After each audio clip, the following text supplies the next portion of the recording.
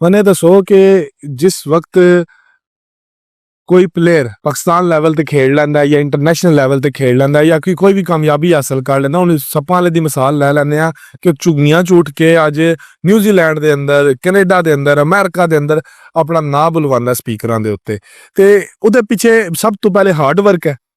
जी hard work है, यानी इंज सौखे हाथ कोई भी नहीं जा सकदा। नहीं मसलन ये हार्ड वर्क कई साडे प्लेयर जिहड़े न बहुत ज्यादा मेहनत करते हैं, उन्होंने कोल बड़ी अच्छी गेम है लेकिन उन्होंने मौका नहीं लभदा मैच खेलने का।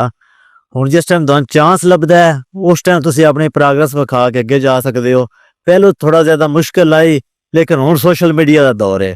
सोशल मीडिया ते तुसीं किसी भी अच्छे कबड्डर नूं जफ्फा लगा लेना है तो हुण हर पासे तुसीं वायरल हो जाना है। और माशाअल्लाह बाहर जिहड़े ओवरसीज़ भाई इवेंट करवाते हैं, कनेडा, इटली, फ्रांस, सिख सरदार भरा जिहड़े करवाते हैं, तो उन्होंने साडी कबड्डी लखां तो करोड़ां विच कर दिता है।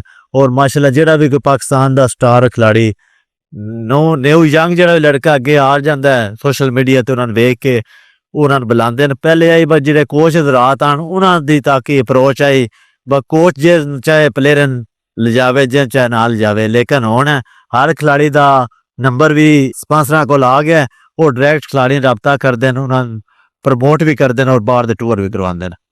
जिहड़ा बंदा हार्ड वर्क करता है वो इंशाअल्लाह हुण जितना हार्ड वर्क ज्यादा होना है इतनी मेहनत ज्यादा होनी है और इतना ही उसको मुकाम ही मिलना है।